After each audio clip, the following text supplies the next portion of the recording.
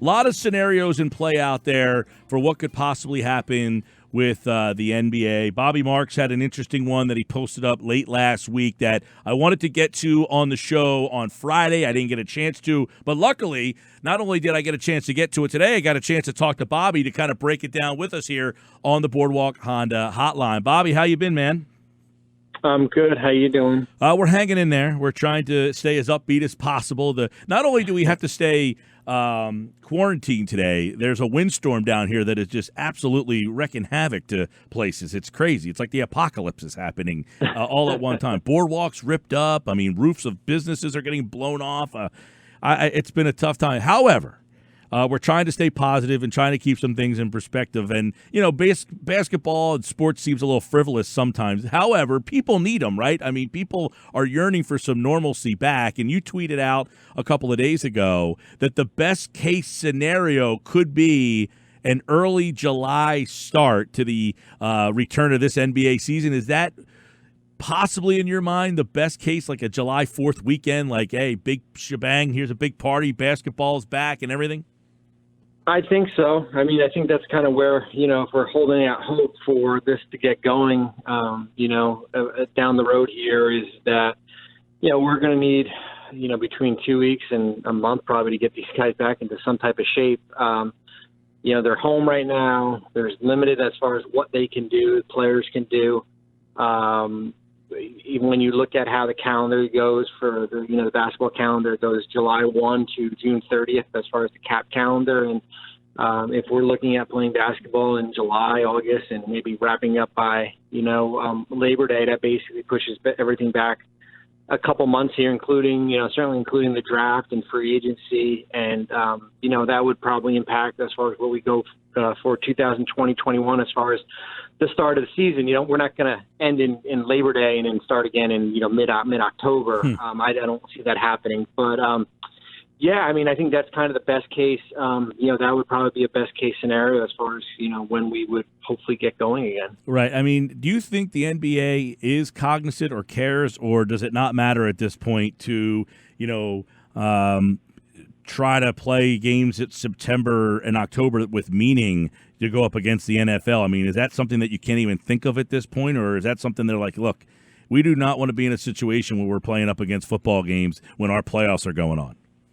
Yeah, I think they're probably more concerned as far as how it impacts next season. As far as, I think there has to be eventually, and I know there's a long, runway right now as far as how far we can go if we start in July or mid-July as far as how long we can go here. But I think when we're playing the 1920 season into October, then I think it certainly impacts how many games are played the following season. So I think the league is probably more concerned about that than having to go up against, Sunday night football if it's if it's a game 2 of an Eastern Conference Finals.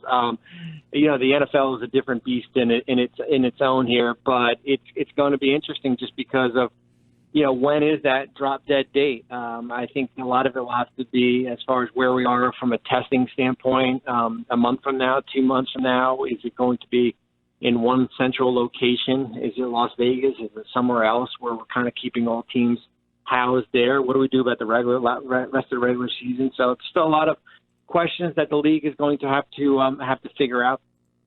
No doubt. Bobby Marks with us at Bobby Marks 42. Now, in your scenario, you have summer league, training camp, and then regular season opening on Christmas Day, but you put 82 games. How would they cram an 82-game regular season starting on Christmas, ending in mid-June, as you suggest there? It seems like there's a lot of back-to-backs and a lot of games crammed into a short amount of time. Actually, no. Yeah. Okay, no. It says regular season ends mid-June. So essentially, when then would they get back on track, or would this just be the new NBA season? Sorry, I read that wrong. I think I think it just becomes the new norm, right? I mean, I think all of us don't like change. but we're going to be forced to change somewhat. And I think if we're going to adjust the cap calendar to maybe we start at September 1 to August 30th, and the draft is at the end of August, and the finals are in mid-August, and we basically push everything back, and that's basically how we're going to go about business here. The year that we had the lockout in 2011, we started Christmas, but we played 66 games and didn't impact the schedule much as far as when the playoffs started. I think the playoffs started in end of April, early May, and we were able to still get everything done by mid June here. So yeah, I mean, I think if you're trying to get 82 games in between Christmas into May 1st, it's not going to happen. But it's a matter of, are we willing to adjust the cap calendar year? And I think a lot of the hard part too, and I read a story, is that when you get into regular season games in May, then you're competing at you've got baseball. As far as if you are if you're the Phillies and the Sixers and you're both on the same broadcast, right? Like, what happens when you're both playing at the same time? Is there an NBC One or an NBC Two? So I think there's a lot to kind of take into consideration. But yeah, I mean, I think the big thing is going to be as far as the cap calendar year, as far as how do we adjust that. And you saw on Friday that there's teams, the majority of teams want to see if we can try to push this draft back from originally June 25th to, maybe we have it in, in August or maybe even September. Yeah, Bobby Marks is with us. Now that's, the whole scenario. Obviously, the Atlanta Hawks ownership group kind of floated that out. Why are we competing with the NFL? Why not play on Christmas and kind of own and go up against baseball? Does he have more support than just the one ownership group? Would there be the support to say, why don't we just move to December, play on Christmas Day, kick it all off, play our regular season to mid-June? Is that something that you think a lot of teams would be behind? Well, I think if you would have asked teams in February, or even early March, I think it would have been something worth talking about down the road before any of us were impacted. But I think now we're almost going to be forced to, even if it's a one-off in which how we do it for 2020-21 and see where it goes. I think I mean, the schedule just doesn't line up, to keep the cap calendar year as the same here, unless within the next couple of weeks the league decides that this season we can't salvage this season. I think they're willing to play the long game here, and we just keep things the norm. But I think there is more of an appetite because we're basically forced to, as I said, adjust based on the situation. How aggressive? Aggressive might not be the right word, but I mean, how much is getting this season completed at the top of the list of Adam Silver at this point? I mean, is this something that he's like, I really think we need to get this season done, or is it something that if it happens, it happens. If not, whatever, we'll just start back? Because I really find it hard, Bobby, to just have watched 60-plus games, and I know this sounds ridiculous with what's going on out there, but you have a season that had like 60-much games. People complain about the length of the season, and then you're going to go and restart an 82-game season of watching more boring, I don't want to say boring, but you know what I'm saying, like where you have, like, what's the difference if this window started in July, August, even if they say, you know what, we're just going to start a playoff season up in September? Is there a time where they just say this season is not happening? Because like LeBron said, this will eat at him if they never finish this season. Yeah, I don't see a scenario. I think it'd be hard pressed. I think we ended with what teams had played between 64. Yeah, I think the Sixers have 17 games left.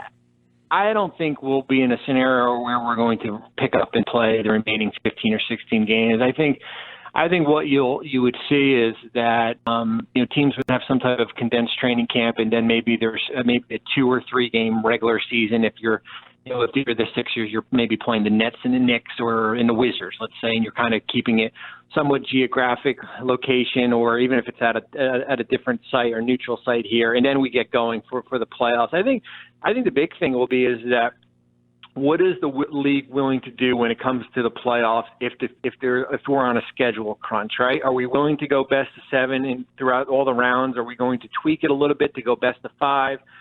Is there going to be a play-in? I think the hard part would be if we start to cheapen it a little bit just to get something in for the sake of getting it in, and that means playing a single elimination playoffs, and we're involving probably more teams than they should. I think that's going to be the hard question for the league to answer, because there's certainly a lot of from a revenue standpoint, there's a lot at stake, but I think the league is going to do whatever the best is for for these players out there to squeeze something in. Now, I find this, this Bull story to be interesting. Gar Forman is relieved of his duties in the middle of this. And, as a guy who's worked in the front office, the Sixers situation is obviously, Brett Brown is in some odd situations, 7 years. The team's kind of underachieving. What is the Sixers front office doing at this point right now if the season just ended right at this minute? How do you evaluate and how do you make a decision? It's got to be a very difficult thing for teams to make decisions that are very hard decisions with this all going on. Yeah, it is. And I think Chicago's a little bit different because, they were heading towards, the lottery. They weren't going to be a playoff team. Gar Forman and John Paxson had been there 20-plus years, and you've basically kind of hit a dead end with them. And to make a change now, I think you give Arturas Karnisovas, their new head of basketball operations, kind of a couple months to reevaluate. Philadelphia is a hard call because, let's face it, I mean, this team was had a lot of expectations, probably to save Brett Brown's job. At a minimum, you would have to probably get to the second round. I think, certainly getting to an Eastern Conference Finals. And if we don't have a season, how do you kind of evaluate? Do you evaluate just based on the regular season, and then you make a coaching change? But when is that going to happen? Is that in July or August, where maybe some teams have a little bit of a head start right now? So that's the hard part as far as the evaluation process. If you feel like he is not the right guy, even if there's no playoffs to justify it, and they might be going through the same process next year as far as their inconsistencies, then yeah, maybe you do make a change. But it's not certainly not an easy decision to make. Well, let me ask you this as someone who's probably been in on these kind of conversations, Bobby Marks. He has 2 years left on that deal. You just didn't play games. You've lost a ton of revenue. You're going to pay the coach to go walk away and not coach and pay him, I don't know what he's still owed on that deal, for 2 more years and then hire someone else who you're probably going to have to pay more than what you were paying Brown. Yeah, you're right. And you have your assistant coaches too, right? So add them into the into the mix. I think the fascinating thing would be is that there's going to be a point here where players are going to have to give back money in salary. I don't know when it's coming. It's probably going to come in the next 2 weeks here. But, if games aren't played, you have, teams like Philadelphia probably recouping between $10 to $15 million in player salaries, maybe more. But, I mean, can you imagine a scenario where basically they let go Brett Brown, who a lot of these guys like? I mean, I would say the majority of players, and that money is used to basically offset his salary here.